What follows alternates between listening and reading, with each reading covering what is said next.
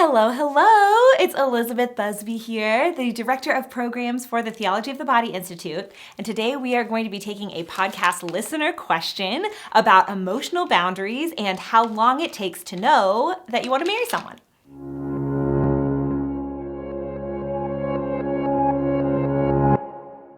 Okay, so I have a podcast. I don't know if you guys know about that, an audio-only podcast.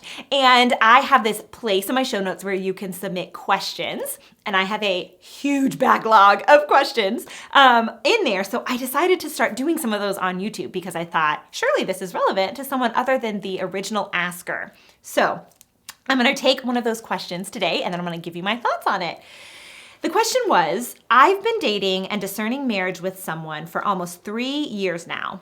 We started dating in college, so we're still in our early 20s.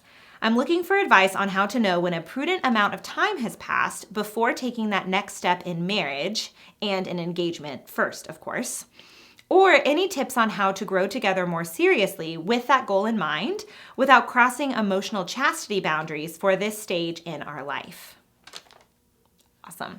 So there's two big questions here. The first one is how to know when a prudent amount of time has passed before getting engaged. And the second one is the emotional chastity boundaries, to use this person's language. So the first one, how do you know when enough time has passed, a prudent amount of time has passed before taking that next step? So this is going to be different for everyone, which is probably not, well, I'll give that person some specific advice for their situation. But just for all of you guys who aren't in your early 20s, having dated for 3 years, starting in college, this answer is different for everyone. And honestly, if there was a couple in their early 30s who'd been dating for 3 years, I would straight up tell them, now is the time to poop or get off the pot. You need to decide if you want to get engaged or get engaged or break up. 3 years is more than enough time when you're at that state in your life. Why? Because first of all, you have so I think I probably told y'all, you probably know that I'm a therapist, right? So I really like neuroscience. I really like understanding how the brain works and going with the design of the bodies God gave us to help make decisions.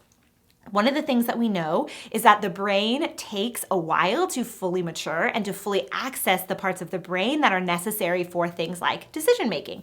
And even though we separate adolescence to your teenage years and your 20s and you feel like you're super all-in adult, the reality is the parts of your brain necessary for decision making, etc., those sorts of things, don't fully develop until you're 24 to 26 years old.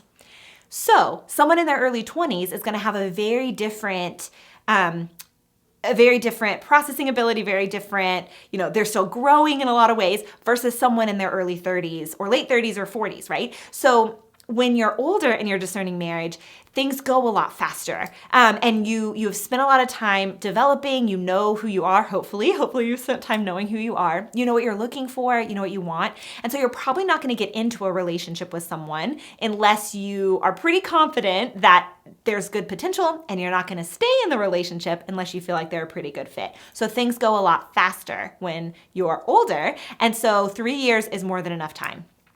But when you're in college and in your early 20s, like I said, with that brain development, it's just a very different place. You may need more time to figure out who you are. You may need more time to integrate these different things that you're learning and understanding and desires and passions that you're discovering and cultivating. You may need some time to integrate all of that stuff. So 3 years is a perfectly reasonable amount of time to be dating for that demographic. But how do you know when a prudent amount of time has passed? Well, like I said, that's going to be different for every person. My bare minimum that I tell people is 1 year meet to marry, okay?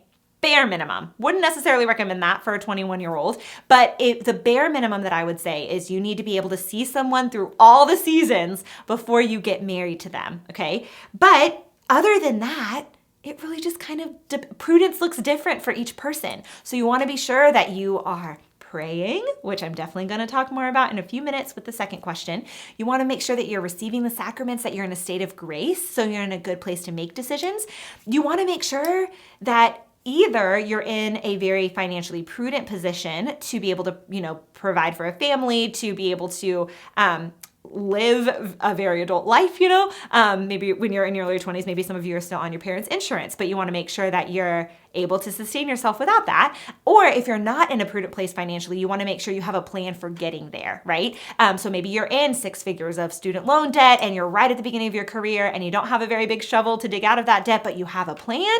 Great, right? But if you're in that situation and you don't have a plan, that may not be the most prudent time to move forward. So I think there are a number of different factors that weigh in. So sorry, that's a little vague. But I do think that one of the beautiful things about being human is that God trusts your free will and he gave you the ability to make decisions and he wants you to use that. So Elizabeth Busby on the internet telling you to get engaged is not going to be the same as you doing the good discernment work, you and the Lord and hopefully your spiritual director or your confessor and your significant other and y'all deciding what is most prudent for you. So the next question that I have is how to grow together more seriously with that goal in mind, right? Engagement, but without crossing emotional chastity boundaries for this stage in your life. Okay, number 1. Pray. I feel like every video I'm going to say something about praying because it is so important. And I feel like we don't always have rich, developed prayer lives, right? I feel like lots of people think they pray or maybe have this like, I don't know, something in place that they think is prayer, but isn't this beautiful, raw, honest relationship with Christ. And I always want to encourage people, number 1, Jesus. Find Jesus, meet Jesus, cultivate a relationship with Jesus, an authentic, good, honest, wholesome relationship with Christ. And that's prayer. So, 1, do that, pray. Work to cultivate a beautiful, authentic, daily prayer practice. And then as a couple, I would suggest praying together. So I know that it can be tricky to kind of navigate what those boundaries are, but really easy, good prayer boundaries are going to Mass together, having a date and going to confession. Obviously don't go together to confession, but go right next to each other in line in confession. But then I really recommend praying Liturgy of the Hours. Learning to pray that and letting that become a part of your practice is a really awesome way to develop a spiritual life as a couple. And then going to adoration. Maybe you go to confession and then adoration and then out to dinner or something on dates. That would also be a great way to cultivate that kind of mindset of we want to be being prudent with our boundaries, grounding your relationship in prayer. So the second piece of advice when it comes to emotional boundaries is a little more nuanced, but this is advice that I give to people when I work with them one-on-one. And so I'm just going to go ahead and give it to you on the internet and hopefully it will help you.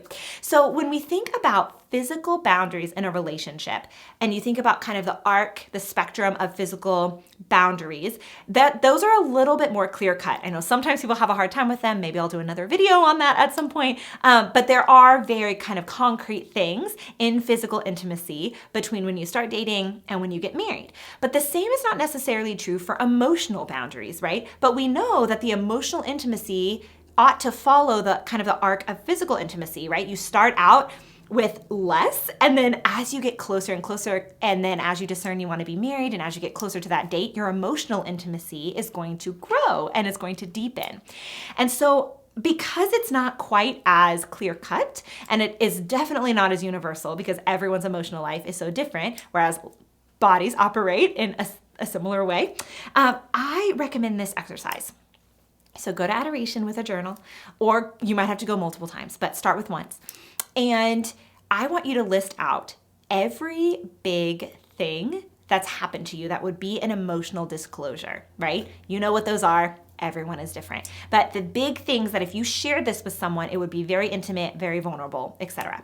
And then I want you to draw out the spectrum of relationships. So we're going on dates. Maybe we met through a friend, maybe we met through a dating app, we've never met before, and we're getting to know each other, right? That's obviously different intimacy than a friend who probably knows some of this stuff, and then the friend develops into a committed relationship. But do it as though it was brand new. So I don't know you, I'm getting to know you. What sort of things would you be comfortable telling that person? Then move on to once you're in a committed relationship, right? So you're boyfriend, girlfriend now, you're officially discerning marriage together. What sort of things would you want that commitment to be in place for before you disclose? And then the third stage is when you're in pre-engagement, which I know I've talked about on my podcast. I might do a YouTube video about that because I don't think I've talked about that either. But basically pre-engagement is the stage where you feel like you're called to get engaged, but you're not engaged yet. And I feel like that that stage is ripe for good discernment material. Oh, I love it. And so you have those 3 stages, right? Dating, getting to know you, commitment, boyfriend, girlfriend, and then pre-engaged or engaged. Of all of the things that you wrote, your long list or maybe short list or whatever your life is like of things you need to emotionally disclose, where do those fit in those 3 categories? Once you have that can kind of serve as a guideline, it maps out your terrain of the emotional boundaries, right? When you're in this stage, which this person feels like they're in pre-engagement, they're thinking about getting engaged, but they're not engaged yet. So that would kind of guide that discussion. So I hope that was helpful for you, person who asked the question. Hopefully you're watching, but also those of you who didn't ask, but are really glad somebody else asked. So I hope those are helpful for you. If this video blessed you, please subscribe to the Institute's YouTube channel, and please like this video, please share this video with any friends that you think would benefit from it. And until next time, God bless you.